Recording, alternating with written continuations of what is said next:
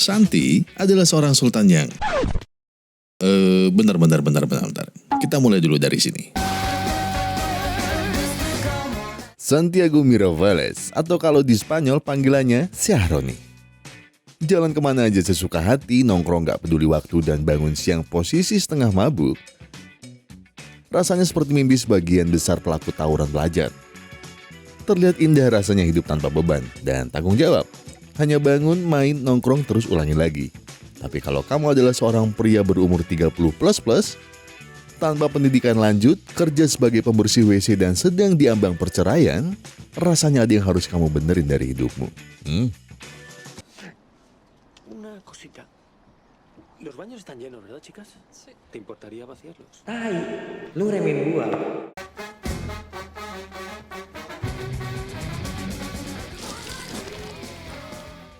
Dan itu tadi cerita singkat soal karakter utama kita, Syahroni. Tenang, belum selesai. Dengan hidup yang gitu-gitu aja, selalu ada sahabat yang setia mengajak Syahroni nongkrong. Biarpun lagi gak ada uang. Ada Yoga dan Asep. Yoga adalah sosok bapak rumah tangga yang sayang anak dan juga sayang istri. Lleva 4 Fanta de naranja y se piensa que es Spiderman. ¿Puedes o no? No te lo quedaste. Como siempre. ¿Qué? Takut istri ternyata. Tapi Yoga tetap ayah favorit anak-anaknya.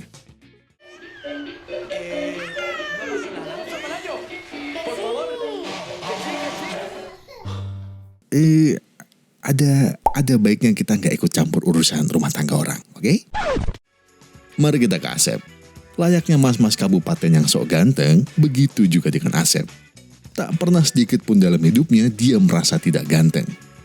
Di mana dia berdiri, di situ dia ganteng. Di mana dia duduk, di situ dia ganteng. Biarpun ganteng, Asep kerjanya serabutan dan masih tinggal sama orang tuanya. ¡Ya va! Pedrito, ¿qué tal? Gracias, mamá. ¡Qué cabeza! ¿No te olvides de algo? ¡Olé! ¡Bravo! ¿Qué tal los talentos este traje? Venga, adiós, mamá. Anak mama ternyata. Jadi itulah kehidupan dari Trimas Ketri tadi. Tapi untuk saat ini kita akan berfokus ke Syahroni. Bagi Syahroni, ada saja kesialan yang menimpanya setiap hari. Tidur di luar, kerja dipecat, bahkan baju aja hasil santunan dari Asep. Itu masih ditambah dengan dirinya harus mengikuti proses perceraian dengan istrinya, Maite. Dalam prosesnya, Syahroni diwajibkan membagi setengah hartanya kepada sang istri. Bukan karena tuntutan sang istri, tapi memang peraturan negara mereka seperti itu. Syahroni jelas marah, karena harta satu-satunya cuma mobil van miliknya aja. Syahroni pun berdebat dengan Maite, karena seharusnya dia yang dapat setengah. Tapi yang jadi masalah, selama 9 tahun mereka menikah, yang menafkahi lebih banyak adalah Maite, istrinya. Melihat perdebatan makin panas, sang pengacara memberi saran untuk Syahroni untuk tinggal sementara di rumah istrinya. Sampai dia bisa mendapat kerjaan yang cukup untuk dirinya sendiri. Syahroni yang menolak akhirnya manut saat istrinya bilang akan membantu Syahroni mencari kerja. Di luar kantor pengacara, Syahroni merasa risih saat ada emak-emak yang ketawa ngelihat Syahroni kayak masih ngarep istrinya balik lagi ke dirinya. Ya no vuelve. Disculpe, ¿qué dice? Perdona, hijo, es que... Sudah susah masih aja dikatain homo. Tak ingin mendengar cangkeman dari si mama, akhirnya Syahroni membeli sebuah lotre dari si mama tadi, biar dia diem. Malamnya, terlihat Syahroni menghadiri acara reuni SMA-nya. Dia yang bertemu Yoga di sana segera menanyakan soal Maite. Syahroni curiga Maite sudah punya pacar baru. Dia bukan ingin melarang, dia hanya ingin melihat apakah pacar baru Maite orang yang cocok atau tidak. Sampai tiba-tiba datang Asep yang nyerocos kalau dia baru saja lihat Maite jalan sama cowok di belakang mereka. Syahroni langsung menghampiri cowok itu dan bertanya kenapa dia bisa datang ke acara reuni sekolahnya dulu. Si cowok pun bilang kalau dia dulu adalah teman sekelasnya semasa sekolah. Syahroni pun mencoba mengingat dan bilang mungkin dia adalah teman sebangku dari orang yang sering dia bully dulu, Handoko Gembul. Dan benar, pria ini adalah Handoko yang sudah tidak gembul. Gimana perasaan kalian coba? Semisal hidup kalian sudah susah, istri ngajak cerai, terus niat ke reuni buat senang-senang. Sekarang malah ada orang yang dulu kalian bully udah glow up dan siap menggarap istri kalian. Dan akhirnya Syahroni lebih memilih pulang dan tidur di sofa. Esok harinya, Syahroni masih kena semprot istrinya karena bangun siang. Maite berkata kalau Syahroni mau segera hidup bebas, ada baiknya dia segera mandi dan pergi ke supermarket tempatnya bekerja. Karena dia sudah bicara dengan Handoko untuk mencarikan kerja yang cocok untuknya. Se saltan las chinchetas de la pared. Akhirnya Syahroni pun mandi. Syahroni yang lagi sampoan kaget saat mendengar suara di radio yang persis seperti suara emak-emak lotre kemarin. Si emak-emak lotre bilang kalau dia kaget. Ternyata pemenang lotre berasal dari kedainya. Dia mengira-ngira kalau pemenangnya kemungkinan pria homo yang diceraikan istrinya kemarin. Tapi entah benar apa enggak. Syahroni buru-buru keluar rumah karena teringat kalau tiket lotrenya dia buang bersamaan dengan bungkus rokoknya ke tempat sampah yang sudah dibersihkan oleh istrinya. Bagai mimpi di siang bolong, Syahroni berhasil memenangkan 25 juta euro atau sekitar 400 miliar rupiah. Dengan perasaan bahagia, Syahroni segera menghubungi istrinya. Namun tidak diangkat. Jadi, Syahroni berinisiatif untuk pergi ke tempat kerjanya. Namun, betapa hancur hati Syahroni.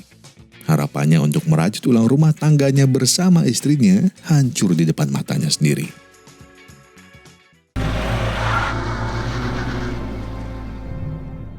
Namun yang tak Syahroni tahu, istrinya memang dekat dengan Handoko.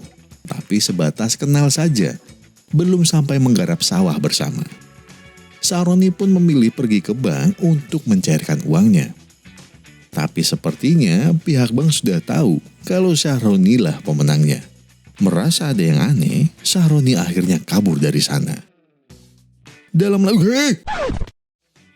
Syahroni kaget, saya juga kaget saat ada bapak-bapak botak muncul dari belakang mobilnya. Saat ingin memperkenalkan diri, mereka berdua keburu ditilang polisi. Bapak-bapak botak tadi pun turun dan memperkenalkan dirinya sebagai asisten pribadi Syahroni. Dia meminta maaf atas keributan yang dibuat Syahroni. Karena si polisi terus saja marah-marah, akhirnya dia diberitahu kalau Syahroni baru saja memenangkan lotre senilai 25 juta euro. Enhorabuena, ¿eh? Jadi, bapak botak ini bernama Damian, sang pesulap. Enggak dong, beda dong. Namanya Damian, tapi bukan pesulap. Damian begitu ngotot mengejar Syahroni untuk menjadi konsultan keuangan pribadinya. Berangkat dari banyaknya pemenang lotre yang langsung jatuh miskin, Damian berniat membantu Syahroni dalam pengelolaan uangnya. Saat mengetahui Syahroni sedang dalam proses perceraian, dia sangat menyayangkan. Karena sudah dipastikan Syahroni harus membagi setengah uangnya kepada istrinya. Melihat Syahroni yang panik, dia menyarankan suatu hal. Esoknya, datanglah Syahroni ke tempat Handoko untuk melamar kerja. Selama di sana, Syahroni terus saja dihina Handoko. Handoko bilang, Syahroni beruntung bisa dapat pekerjaan di sini karena istrinya yang meminta. Jika tidak, dia tidak akan menerima Handoko sama sekali. Dan akhirnya, Syahroni pun bekerja sebagai karyawan bongkar muat di Indomaret milik Handoko. Udah, gini aja. Ya enggak dong. Jadi, Syahroni diberi saran oleh Damian untuk tidak memberitahu siapapun soal uangnya. Karena ada proses tunggu sebelum perceraian, Syahroni juga disarankan menerima pekerjaan yang ada, agar miskinnya terlihat lebih real. Jadi sekarang, semua syarat sudah Syahroni lakukan. Sisanya, foya-foya. Jas Armani, beli semua. Jam tangan 1 miliar, beli. Semua yang dulu hanya bisa Syahroni bayangkan, sekarang bisa dibeli dengan mudah. Tapi agar tidak ketahuan, Syahroni menukar makanan mewahnya dengan bungkus makanan murah. Jadi Maite pun tidak sadar. Sampai tiba-tiba Syahroni yang sedang pesta mendengar suara pintu dibuka. ¿Qué haces? Maite tidak peduli dengan yang Syahroni lakukan. Namun dia meminta maaf karena dia tidak tahu kalau Syahroni ditempatkan sebagai orang gudang oleh Handoko. Syahroni yang mau curi kesempatan malah panik saat tahu jamnya belum dilepas. Maite pun penasaran. Syahroni kayak nyembunyiin sesuatu. Akhirnya Syahroni pun pura-pura ingin mempeluk foto Maite. Yang untungnya itu membuat Maite bete dan harta Syahroni berhasil selamat. Suatu hari, Syahroni dan dua temannya pergi ke pantai untuk surfing. Memang pada masa mudanya, Syahroni dan kedua temannya terkenal akan permainan surfing mereka. Sampai tanpa sengaja mereka bertiga melihat permainan surfing Handoko yang jauh lebih profesional dari mereka. Sebenarnya, Syahroni sudah mencoba tidak peduli dengan permainan surfing Handoko kemarin. Namun saat dirinya tidak sengaja terlambat masuk kerja, Handoko memberinya peringatan kalau dia bisa memecatnya kapanpun juga. Dan saat dia ingin pergi, dia bilang kalau Syahroni perlu banyak latihan surfing lagi. Tak terima dengan perkataan Handoko, Syahroni pun akhirnya memanggil atlet selancar terbaik dunia, Aritz Aranburu, untuk melatihnya secara langsung. Yang mana itu adalah atlet favorit Handoko.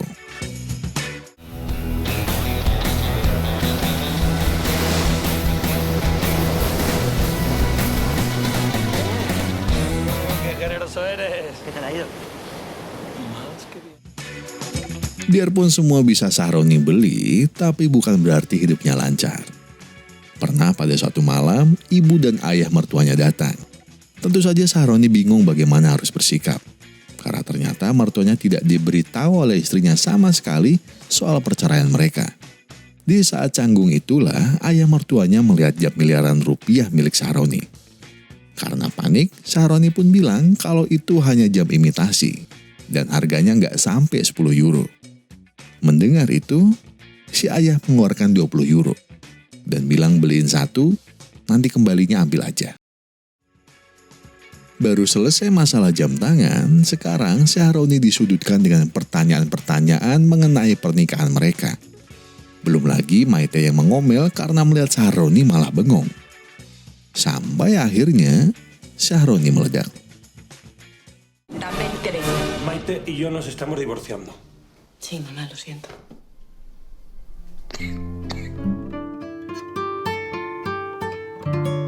Kalau sebelumnya Syahroni punya dua sahabat yang selalu mendengarkan apapun keluh kesah Syahroni, sekarang Syahroni hanya punya uang. Ketika kamu bisa membeli semuanya, apalagi yang mau kamu beli? Kosong kan? Begitu juga dengan Syahroni. Dia bisa beli apapun yang dia mau. Dia bisa tidur di hotel mewah manapun. Tapi sebuah persahabatan yang tulus tak pernah bisa dibeli karena tidak ada harganya. Merasa yang dia lakukan sudah tidak benar dan keterlaluan, Syahroni pun menelpon Damian. Jadi, Damian punya rencana untuk menyumbangkan sedikit dari kekayaan Syahroni ke Yoga dan Asep. Agar tidak ketahuan kalau uang itu berasal dari Syahroni, Damian membuat dua rencana. Pertama, karena Asep selalu merasa ganteng dan sepertinya dunia merasa Asep sebaliknya, jadi Syahroni memberikan Asep sebuah kontrak modeling bernilai 1 juta euro.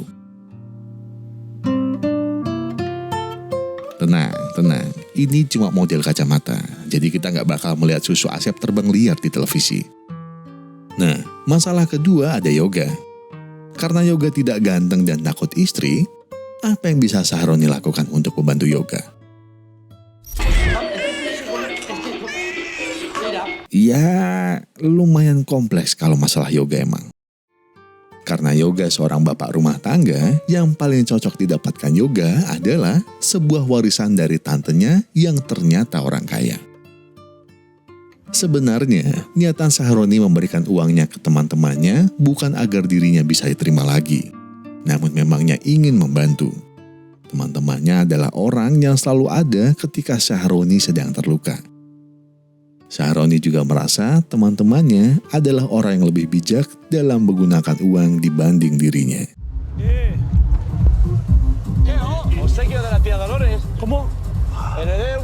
Namun ternyata tidak ada bedanya. Syahroni berpikir kalau Yoga dan Asep akan lebih bijak dalam menggunakan uang. Terlebih lagi Yoga. yang sudah berkeluarga dan mempunyai anak. Namun juga berkata kalau dia nggak salah dong senang-senang sedikit, karena selama ini dia sudah mengorbankan semuanya untuk keluarganya. Asep juga menambahkan, Syahroni harusnya jangan terlalu banyak omong, karena itu tuh uangnya Yoga. Jadi terserah dia mau diapain. Syahroni yang tak tahan dengan semua omongan teman-temannya itu akhirnya... ¿Qué? ¿Se puede saber qué te pasa? Jesús, ¿se puede saber? Se compró con mi dinero. ¡Yo soy el cabronazo del superbote!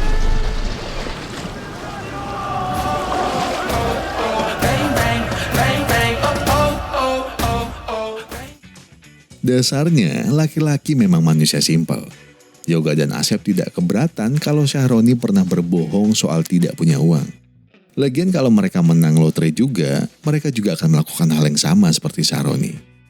Syahroni pun bersyukur kalau teman-temannya adalah orang yang jujur. Namun tetap saja, Syahroni merasa masih hampa. Satu hal yang belum bisa Syahroni dapat, yaitu Maite, istrinya yang dulu sangat dia sayangi, sampai saat ini. Tapi lagi-lagi ego mengalahkan semuanya. Pagi-pagi Syahroni dan Maite terlihat sedikit adu mulut. Saat Maite bilang kalau produk supermarketnya jadi baik semenjak diambil alih oleh Handoko. Namun yang Maite tidak tahu kalau produk yang dia makan selama ini adalah produk mewah yang Syahroni beli di luar. Yang dia tukar bungkusnya dengan produk biasa. Jelas Syahroni tidak merasa dihargai. Padahal dia beli. Hal itu masih ditambah soal Maite yang ditelepon Handoko untuk diajak kencan. Syahroni pun tidak mau kalah. Akhirnya dia menelpon mbak-mbak open house dan pura-pura kalau mereka sudah pacaran lama. Tapi Maite bodoh amat. Karena dia berpikir kalau Syahroni tidak bakal sejauh itu. Berharap mendapat malam yang indah dari calon pasangan masing-masing, nyatanya keduanya baru pertama kalinya berhubungan semenjak memutuskan untuk pisah ranjang. Syahroni tidak mencari wanita lain karena masih mencintai Maite. Sedangkan Maite tidak langsung menerima laki-laki lain, berharap Syahroni bisa berubah. Namun ego masing-masinglah yang menutupi perasaan keduanya.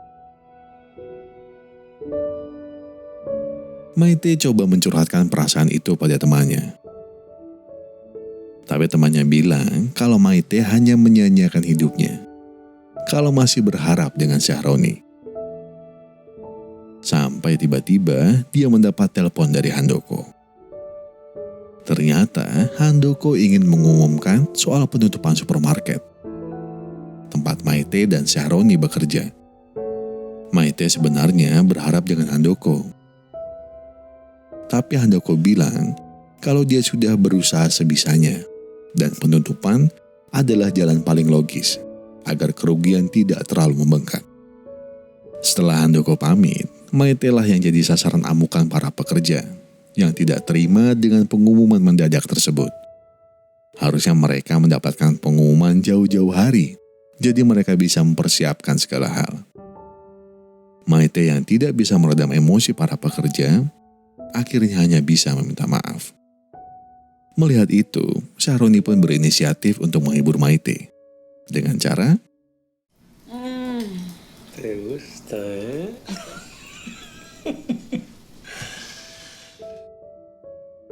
makan malam mewah tapi sederhana.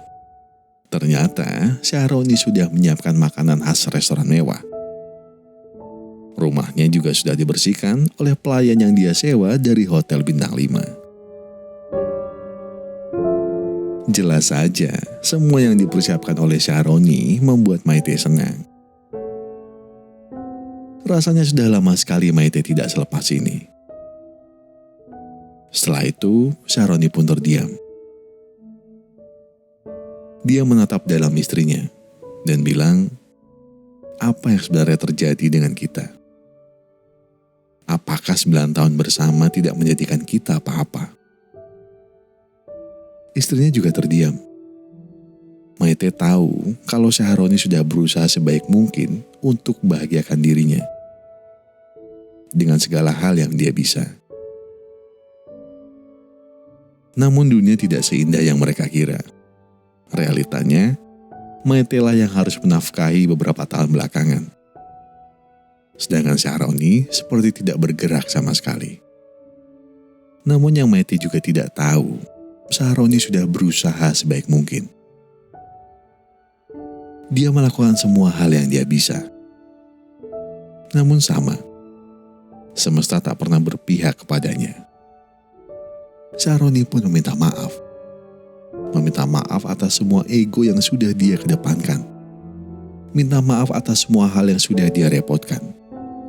Dan dalam lubuk hati terdalam Syahroni, istrinya adalah wanita yang paling dia cintai.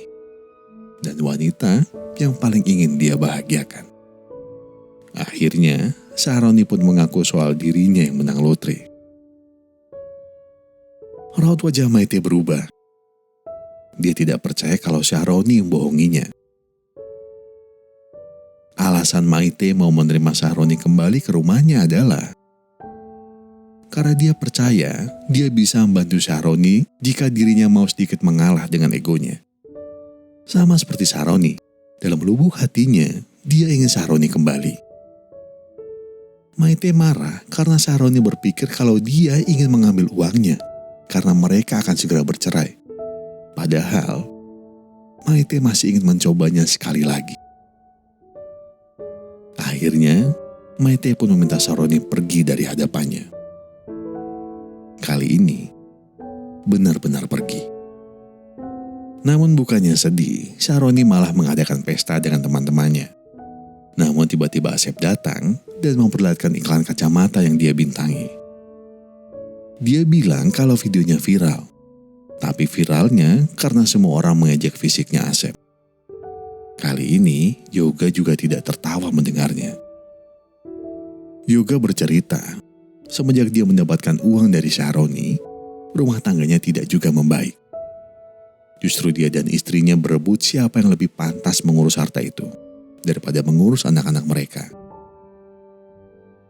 Yoga yang memilih keluar dari rumah, merasa tidak bisa hidup tanpa anak-anaknya.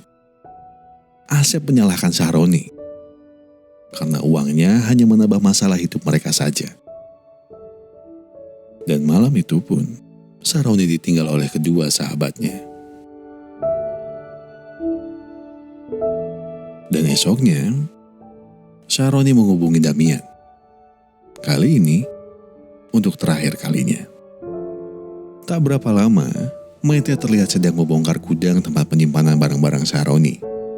Dia kaget saat menerima notifikasi kalau dia baru saja menerima uang 12,5 juta euro atau 200 miliar lebih. Dia juga mendapat surat cerai yang sudah ditandatangani oleh Syahroni. Jika Maite mau menandatanganinya, dia akan mendapatkan setengah dari harta Syahroni yang tersisa. Maite buru-buru pergi ke supermarket untuk mencari Syahroni. Dia kaget saat supermarket makin ramai dan terlihat Damian sedang sibuk di sana. Dirinya segera mendatangi kantor Handoko dan tidak sengaja mendengar percakapan. Ternyata Handoko sengaja menjual supermarket tersebut ke temannya untuk dibangun apartemen mewah yang hasilnya lebih menguntungkan daripada supermarket. Namun usahanya gagal karena ada orang kaya yang mau membeli supermarket mereka dengan harga yang jauh lebih mahal dari harga pasar yang ditawarkan. Dan orang kaya itu adalah Syahroni.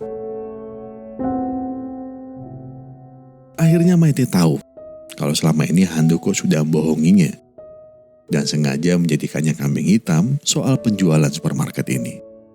Saat ingin dilabrak, tiba-tiba Damian datang dan mengusir Handoko dan bilang kalau dia sudah bukan siapa-siapa lagi. Karena pemilik sahnya sekarang adalah Maite. Maite kaget dan meminta penjelasan dari Damian. Damian hanya menjelaskan kalau ini semua perbuatan Syahroni. Dia menyerahkan sisa hartanya untuk Maite dan hanya menyisakan sedikit untuk tiket pergi dari Spanyol dan untuk bertahan hidup di luar sana. Dengan diantar Mbak Polwan yang tadinya mau menilang, di sana Maite menceritakan semua yang terjadi antara dirinya dengan Syahroni. Maite memang marah dengan Syahroni. Dia laki-laki ngeyel dan keras kepala. Tidak bisa diatur dan selalu saja butuh bantuan. Tampangnya yang sok keras selalu membuat Maite jengkel. Dan sifatnya yang tidak mau menceritakan penderitaan yang dia alami adalah yang paling Maite benci. Namun sekarang, segala benci dan amarah itu telah ditutup oleh perasaan asli Maite kepada Syahroni. Maite tidak benci dengan Syahroni. Dia hanya benci dengan sifatnya yang keras kepala. Tapi Maite lupa. Syahroni selalu memaklumi Maite ketika dirinya sedang keras kepala ataupun ngeyel. Maite tidak suka dengan Syahroni yang tidak bisa diatur dan selalu saja butuh bantuan. Namun aslinya, Syahroni hanya tidak ingin melakukan semuanya sendirian. Makanya, dia selalu bergantung pada Maite, istrinya yang bisa diandalkan. Tampangnya yang sok keras dan sifatnya yang sok bisa menyelesaikan apapun adalah untuk membuat Maite merasa aman dan nyaman karena ada pria yang sangat mencintainya yang juga siap melindunginya. Pada akhirnya, Syahroni dan Maite akhirnya melakukan pernikahan ulang. Sekarang mereka sudah berbaikan dengan satu sama lain. Dan yang terpenting, sudah saling mengerti satu sama lain. Yoga kembali ke kehidupan lamanya. Namun uang yang diberikan Syahroni kepadanya, dia serahkan ke konsultan keuangan. Agar dirinya bisa fokus mengurus keluarganya yang dia cintai. Asep sekarang juga sudah lebih pede lagi. Semenjak berhenti menjadi model, Asep fokus bangun channel YouTube yang sekarang sudah di-subscribe oleh 2 juta orang. Sekarang, Asep benar-benar dikagumi banyak orang, khususnya wanita. Dan Handoko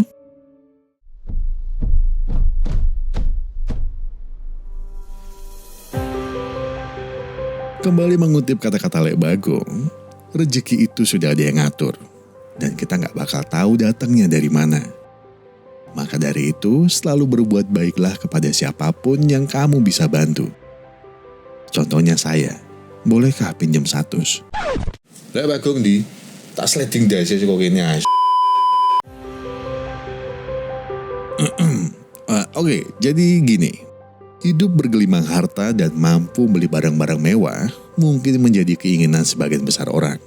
Alhasil, banyak orang yang berlomba-lomba, bahkan mendewakan harta atas segalanya.